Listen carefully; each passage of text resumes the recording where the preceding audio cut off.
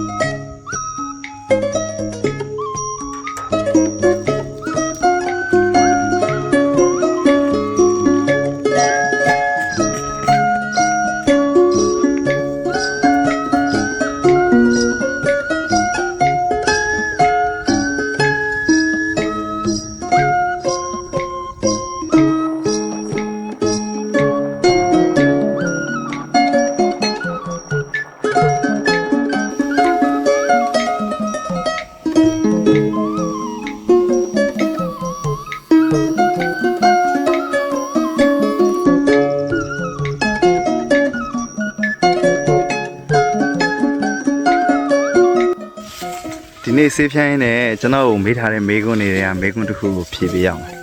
အဲ့ဒါဘာလဲဆိုတော့ကျွန်တော်ဗီဒီယိုလေးအောင်ပါပေါ့နော်ကိုနေဝေရဲ့ကင်မရာမန်ကဘာတူလဲတဲ့ကင်မရာမန်ကိုလည်းပြပေးပါအောင်ဆိုတော့ဟုတ်ကဲ့ကျွန်တော်ဒီနေ့ကျွန်တော်ကင်မရာမန်ကိုပြပေးပါမယ်ဒါကျွန်တော်ရဲ့ကင်မရာမန်ပါပဲ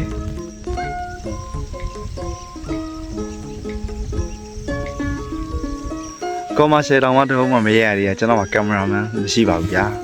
ဒီတိုင်းလေးပဲ tripod လေးနဲ့ပဲကျွန်တော်ရိုက်ရတာပါအခုကျွန်တော်ရိုက်တဲ့မြဗီဒီယိုတွေအားလုံးကိုဒီ tripod လေးနဲ့ပဲရိုက်ထားဖြစ်ပါတယ်ကျွန်တော်တို့တည်းရိုက်ပေးမဲ့သူကမရှိပါဘူး tripod နဲ့အဆင်မပြေတဲ့အခါလူနဲ့လက်ရိုက်ပေးမှဖြစ်တဲ့အခါမျိုးမှာလည်းနီးနားမှာရှိတဲ့လူတစ်ခါတလေအမပိုင်အမကိုရိုက်ခံရတယ်ဒါမှမဟုတ်တခြားကလေးတွေပေါ့နော်ခုနဲ့တီးတဲ့အတီးတွေရှိနေတဲ့အခါမျိုးကျွန်တော်ရိုက်ချင်တဲ့အခါမျိုးမှာရိုက်ပေးအောင်ဆိုပြီးကူညီတောင်းတာမျိုးရှိပါတယ်ကင်မရာမန်တက်မရှိပါဘူးအဲ့ဒါလေးလည်းပြောချင်လို့ပါဒီနေ့ဒီခါလေးပြောပြလိုက်ပါတယ်အဲ့ဒါလေး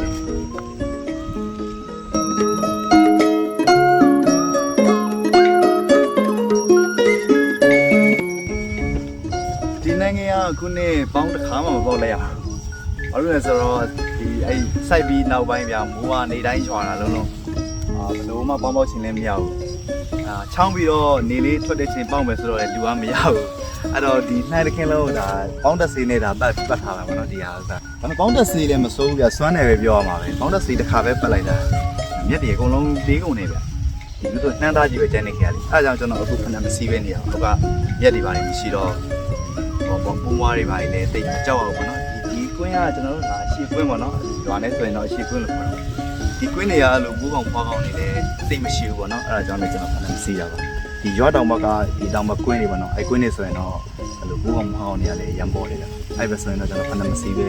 မနေရဘူးပေါ့နော်စီးရတယ်ပေါ့အဲ့ပဲကြောင့်ပြဿနာကစပြီဗျာအခုမှကျွန်တော်ပတ်ထား3ပုံးပဲရှိသေးတယ်ဘုံကဘက်ထရီကုန်သွားပြီအဲ့တော့ကျွန်တော် manual ပြန်ချင်းရတာပေါ့နော်ဒီဘုံကိုလက်နဲ့ပဲပြန်နှိပ်ပြီးပတ်ရတော့ကျွန်တော်တို့ကဗျာဒီလက်နဲ့နှိပ်ပြီးမပတ်ချင်လို့မလို့ဒီလိုဘက်ထရီဆေးပြန်းပုံးနေဝင်တာအခုတော့ဒီမဲ့ဟိုအားကုန်တော့လို့မလို့လက်နဲ့ဖြန်းရတော့မယ်ပုံမှန်ဆိုရင်ကျွန်တော်ဒါအိမ်ကနေအားအပြည့်တွင်းလာပြီးရပါတော့ကျွန်တော်စပြီးတော့ကျွန်တော်စဝယ်တော့က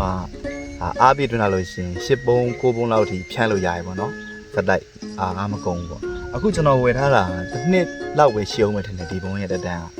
အခုဒီမှာ3ပုံးလောက်ပဲဖြန်းရတော့တယ်ဗျာဘက်ထရီအားအပြည့်တွင်းထားတာမှာကျွန်တော်အနေနဲ့ကတော့ဒီလိုဒီဘက်ထရီဆေးပြန်းပုံးထုတ်တဲ့ကုမ္ပဏီတွေနဲ့ပေါ့နော် ဒီဘက်ထရီကိုဒီထက်ပိုပြီးတော့ကောင်းအောင်လုပ်တင်တယ်လို့ကျွန်တော်ထင်နေကြ။ဘာလို့လဲဆိုတော့တစ်နှစ်ဆိုတဲ့အချိန်က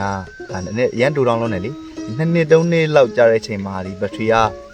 မခံတော့မှမျိုးတော့ကျွန်တော်လက်ခံပါတယ်အခုကတစ်နှစ်တတာပဲရှိသေးတယ်ဗျာအခုလိုအပတ်မခံတော့ဆိုတော့ဒါတိတ်အဆင်မပြေဘူးဗျာဒီကုမ္ပဏီနာမည်တော့ကျွန်တော်မပြောတော့ပါဘူးဒါကတော့ဟိုဘယ်လိုပြောမလဲသူတို့ရဲ့စီးပွားရေးကိုဒုံးနဲ့ထိုးလို့ဖြစ်မှလည်းကြောက်တယ်လေကျွန်တော်ဒီနေ့ကြံပေးတာပါဘက်ထရီစေးပြန်မထုတ်တဲ့ကုမ္ပဏီတွေနဲ့ဟိုဘက်ထရီကိုပေါ့နော်ဒီတက်ပူပြီးကြာရှည်ခံအောင်လုပ်ပေးတင်တယ်လို့ကျွန်တော်ထင်ပါတယ်ဗျာကျွန်တော်တို့ကဘက်ထရီစေးပြန်ပုံကိုတုံးတယ်ဆိုတာလက်နဲ့မနှိမ့်ချင်လို့မလို့လေ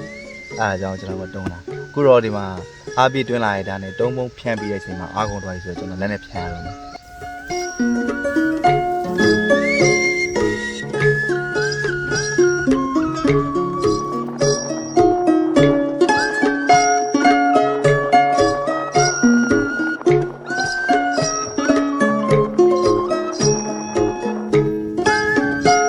ကဲအခုဆိုရင်တော့တေကားလောက်ရှိတဲ့နှမ်းကင်းကိုစေးပုံ9ပုံတာတာလောက်ဖြန်းလို့ပြီးတော့ပါပြီဖြန်းလို့လည်းပြီးတော့ပြီပေါ့နော်အကုန်လုံးကြည့်လက်ကလေးစေးပြီးတော့အေးစေးနားတော့မယ်ဗျာ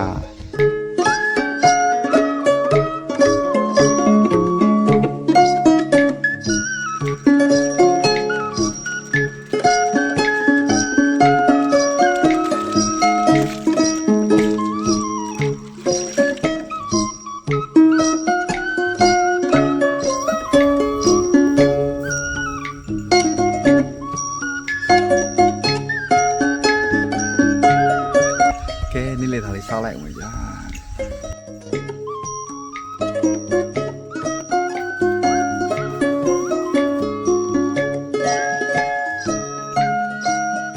ဝေးသားလေး